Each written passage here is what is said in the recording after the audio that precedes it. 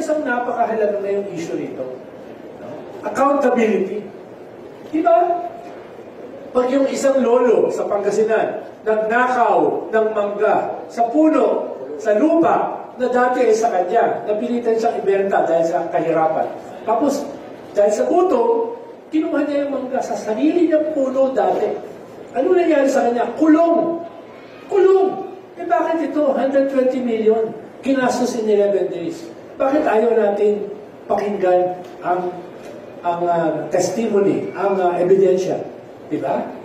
Sabi ni Las Cañas, na main testigo sa ICC, yung ating Vice President, ang reyna ng Tokha. Ba't ayaw natin pakinggan kung may ebidensya dyan? Sabi ni Senator Sani Trillanes, meron siyang mga ebidensya na sa bank account ng Vice President, hundreds of millions of pesos galing sa mga drug lords, pogo lords, etc. Ba't hindi natin buksan kung totoo yan o hindi? Diba? Yung notice of disallowance sa pondo ng DepEd, sa pondo ng Office of the Vice President, habang siya ay ang head niyan. Bakit hindi natin buksan? Baka makatulong nga sa kanya yan eh. Dahil kung wala namang ebidensya, hindi absuelto siya. Pero bakit yung ating Senado ay dinidelay ito? Nasubmit ito sa Senado noong February. Tapos ngayon sasabihin nila, wala ng oras. Sino ba nag-delay? Sino ba ang nag-misinterpret ng salitang forthwith? Simple-simple lang naman yung salita, forthwith. Tapos, nung na-delay ng 4 na buwan, sasabihin mo, wala ng oras. Tapos, yung mga kasama mo, sasabihin pa na de facto dismissal nito impeachment ay nakaamba. Ang gagawin nila? Nasaan ba sa konstitusyon yung de facto dismissal? Binasa ko yung Article 11 siguro 5 beses. Walang nakasulat doon. Article 11 ng ating konstitusyon, ini-specify yung impeachment. Kaya hiniwalay eh. Kaya siya hiniwalay sa definition o sa trabaho ng Senado dahil iba yung impeachment. Magbabago yung katangian ng Senado, magiging siya ay impeachment or trial court. No? Yun na yung kaibahan. At yan ay pwedeng magpatuloy sa susunod na Senado dahil korte na siya. Yung sinasabi nila na dapat ay matapos na dito sa 19th Congress yung kanyang trabaho. Totoo, bilang Senado. Pero bilang trial court, magpapatuloy yan. Parang katulad ng lahat ng korte. Kahit magpalit yung mga hukom dito sa Sandigan Bayan o sa Supreme Court, tuloy yung kaso. No? Hindi naman kailangan maging matalino para maunawaan yun. No? Tapos si Senator Francis Tolentino, na 3 yung Master of Laws sa 3 international schools, universities. At ini-invoke pa yung Jeffersonian Eklabu. No? Ang sasabihin ay merong proposal na dismissal, de facto dismissal. Nasaan yun sa ating konstitusyon? Wala yun eh. Kaya, yes, kailangan tayo maging proud sa pagiging Pilipino, pero yung mga bagay na nakakahiya, no? Na hindi dapat tayo maging proud, ay baguhin natin. Katulad dito sa ginagawa ng ilang mga senador. Unfortunately, ay implicated yung Senate President. Dahil gusto niya manatiling Senate President, lahat ginagawa niya. Including, ay i-propose itong de facto dismissal. Anong animal itong de facto dismissal? No? Hinahamon ko lahat na basahin yung Article 11. Walang nakalagay doon na de facto dismissal. Hindi naman tayo ganun katalino. Pero hindi naman tayo ganun kabobo. Huwag naman tayo bobohin ng gusto. Diba? Marami pang kailangan pag-usapan dyan. Pero basically, doon pa lang sinesegue yung sinasabi ni Commodore. Okay, sir. We have to be proud as Filipinos. Pero mahiya rin tayo doon sa mga kahiya-hiya. Okay. Kaya nga po, ang de facto dismissal ni Bato de la Rosa ay isa pong pangbobobo sa ating mga kababayan. Ayan, kasi wala nga po sa trabaho ng mga senador na kapag may impeachment trial ay sila po ay may kapangyarihang mag-dismiss. Wala po. Ang tangi lamang nilang trabaho ay to try and to judge. To try and to judge. Wala po doon yung to try to judge or to dismiss. Wala pong ganun. Kaya nga po, ito nga ginawa ni Bato de la Rosa. Ewan ko lang kung bobo si Bato de la Rosa o binobobo niya ang mga Pilipino. Sabi niya nagre-research daw siya. Pero tingin ko hindi niya na-research na wala pong trabaho ang mga senador sa pagkakaroon ng dismissal sa impeachment trial. O baka kaya po gusto nila na mawala ang impeachment trial, mamatay ang impeachment trial, hindi tumatuloy.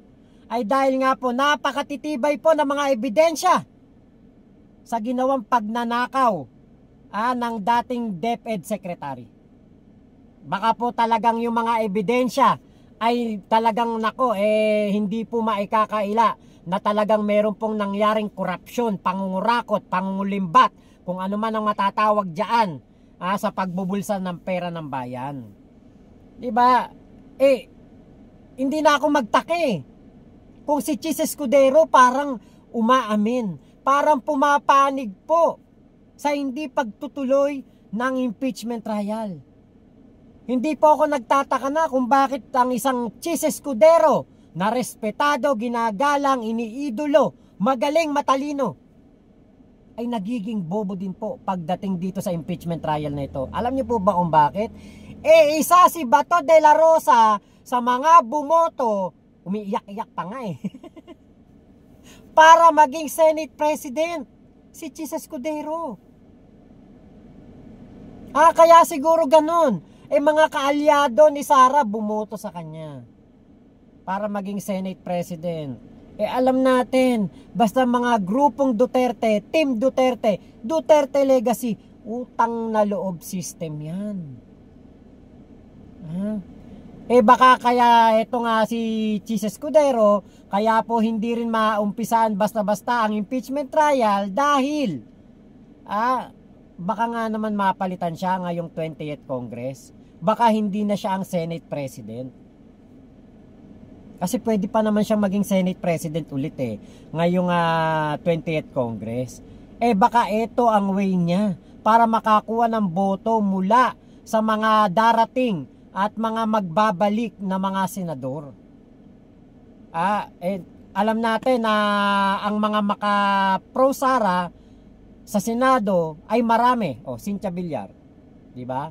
Tapos itong si Amy Marcos, si Tolentino, si Robin, si Bato, si Bongo, 6 na yan. May mga darating. Mawawala si Cynthia Villar at si Tolentino pero may papalit. Marcoleta. Nandiyan si Marcoleta. Villar. Isang anak ni Villar. Kaya ako po sus Mariosep. Ito po yung nakikinikinita na natin na talagang meron pong mahikang itim na ginagamit ang kampo ni Digong, at yan nga po yung utang na loob system. Patatanawin ng utang na loob ang mga politiko para umayon sa kanila ang lahat po ng mga pangyayari. Yan yung nakakalungkot. At yan po yung karimari-marim na katotohanan dito sa ating gobyerno, sa pamahalaan. Infested pa rin po ng mga pro-Duterte. Infested pa rin po ng mga maka-Duterte, mga kampo ni Duterte, mga kumukonsinti kay Duterte ang ating pamahalaan dahil nga po sa utang na loob. At nakikinabang sila noon kay Digong. At tinatanaw nila na utang na loob ang hanggang ngayon ay kanilang pamumunot pagpapatuloy ng kanilang pwesto sa pamahalaan dahil kay Digong. Kaya tayo ang nagdurusa. Pera ng taong bayan, hindi na malalaman kung saan napunta, kung saan ginastos, kung saan nilustay, kung sino may-ari nung napaka-engranded, napaka-garbo na mga tawag doon? Safe house. Binayaran ng 11 days, 1 million pesos. Merong isa, parang nagkakalaga, 1 day, 1 million pesos. Gaano ka-engrande ang breakfast dyan? Pre-breakfast ba yan? Pre-lunch at pre-dinner, buffet ba yan? May kabyar. Meron ang breakfast ba niyan yung yung mga longganisang vegan? At special na chicharon from Bulacan? Ang ano ba niyan, hindi lang sunny side up yung itlog, hindi lang sunny side up, may rainbow pa. Ganyan ba kaeng grande ang safe house ng DepEd noong si Sara Duterte ang kanilang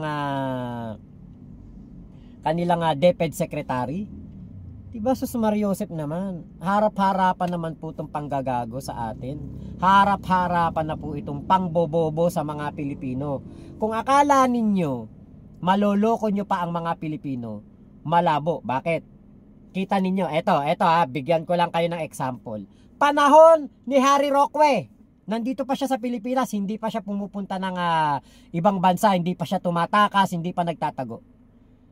Every Friday or every week meron silang people power kuno doon sa EDSA. Hindi ba kayo nagtataka walang sumama? Pati si Agent Morales na tutukmol-tukmol, wala pong sumama sa panawagan nila na people power doon sa EDSA. Alam niyo po ba kung bakit? Kulang ng isang elemento. Ang elemento na yan ay ang mga universidad, ang mga paaralan, at ang mga kabataan. Yan ang kulang na isang elemento dito sa sa panawagan nila Roque at ng lahat ng mga didilis, didishit, mga vlogger. Kulang sila ng isang suporta mula sa sektor ng mga kabataan at mga paaralan. Pero ngayon, nung inatras ni Chis Escudero ang impeachment trial from June 2, nilipat pa ng June 11. Ang tagal na nga nagtiis Ang tagal na natin nagtiis 4 na buwan. From February 4 or 5 hanggang June 2. Umaasa na tayo na masisimula na impeachment trial ng June 2. Pero di ba inuna po ang kapakanan ng mga batas na importante daw pong mapasa. Bakit? Ito bang impeachment trial ni Sara, hindi ba ito importante na malaman ng taong bayan kung saan nilustay ang pera ng mga Pilipino? Ngayon, ito pong nangyari na pag-atras ng impeachment trial. Nakita ninyo, Ateneo, St. Benilde, UP, De La Salle, Philippine Bar Association, mga media practitioner, mga batikang broadcaster, mga political analyst, mga abogado, lahat po umaangal sa nangyaring pag-atras ng impeachment trial. So, nakita natin ang kanilang pagpupuyos. Nakita natin ang kanilang pagkadismaya sa ginawa ni Escudero. Ito na po ang mas nakakatakot. Dahil kapag po ang mga kabataan ang kumilos kasama ang kanilang mga propesor, ito na po ang magiging katuparan ng tinatawag o pinagtatawag, pinapakiusap, pinapanawagan ni Harry Roque. Ito na po yun, yung people power. Pero hindi against PBBM. Against Chis Escudero, against the Senate, at sa mga senador na katulad ni Bato de la Rosa na gusto pong patayin ng impeachment trial. Ito na yun. At yan po ang mas nakakatakot na mangyari dahil kapag kumilos po ang mga kabataan, nako, delikado ang mga nakapwesto ngayon. Baka sa 2028 maalala ng mga kabataan ang ginawa ninyo sa impeachment trial, ang pagpapahinto ninyo sa impeachment trial, at pagsuporta ninyo sa isang de facto dismissal resolution ni Bato de la Rosa. Nako, sigurado ko ang kabataan po huhusgahan kayo. Hindi man ngayon kasi kayo na mga nanalo na, pero sa mga darating na panahon, subukan ninyo. Sigurado ko makakatikim kayo ng ganti ng mga api. Ganti ng taong bayan na binalahura ninyo ang budget, binalahura ninyo ang pera, binalahura ninyo ang mga hard-earned money na ibinayad sa tax ng mga kababayan natin. Kaya po nako, tama kayo, ha? Tama kayo na ang kabataan ay pag-asa ng bayan. Pero huwag niyong gagalitin dahil sigurado ko may paglalagyan kayo.